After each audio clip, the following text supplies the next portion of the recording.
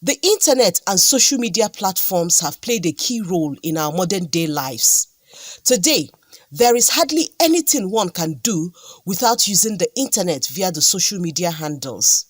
But as beneficial as it is, young people are misusing it, committing all sorts of evil. They are people that have been born in the information age.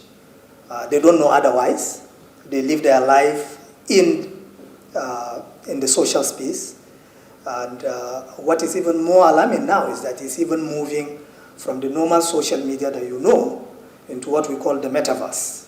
So the metaverse is the virtual reality world that now is that has been created, that every other thing that you know we do in the physical space will now happen in the virtual space.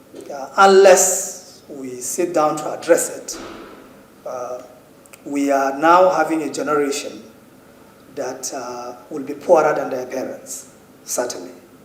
Recently, there has been growing concerns over the spate of ritual killings for money in Nigeria, a wind that is blowing so fiercely that anyone could become a victim of ritual killers. Young people are delusional. They live in this fantasy of a life in the cyberspace apart from reality.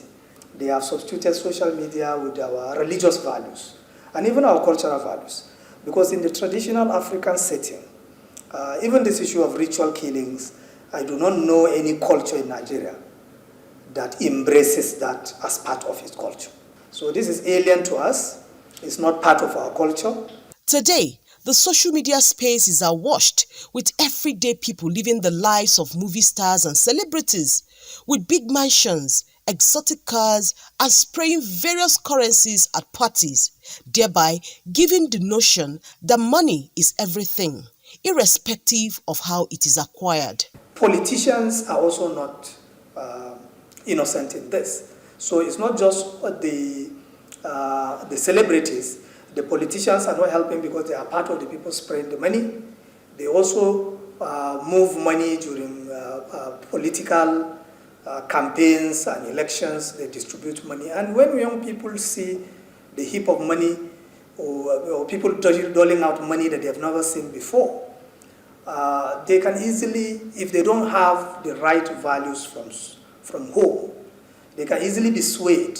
It has become so bad that every day we hear cases of missing persons and they were later found dead with parts of their body mutilated. Teenagers as young as 16 years old travel to far places to learn how to get rich by doing some sorts of rituals. Even ritualists advertise themselves on social media, urging people to come for charms that can make them rich. And we are all watching. I personally believe, and that's what they have done in China and in places like India and Russia, the internet is not just left like that.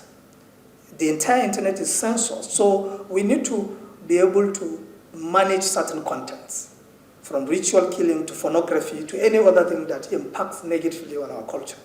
So I think without being undemocratic, contents that shows like how these ritual killers advertise themselves should be taken down. Societal and peer pressure are another bad influences, where the religious and traditional institutions are culpable in these heinous crimes. We know some celebrated 419 people that are now title holders.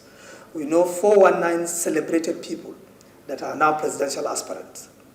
And all is happening because we have a society that even the traditional institution rubber stamp the thieves and the negative people in our society by making them to be heroes because they have money. However, as funny as it could sound, I asked my guest if his organization could trace ritual money as a means of curbing this crime against humanity. That's a funny question. We are trained experts in that field to track and trace any form of fraud. Whichever way you make money, you have already made the money. The issue is that we can track and trace the source. Well, Since we all agree that ritual killings for money is a crime, then it has to be treated as such.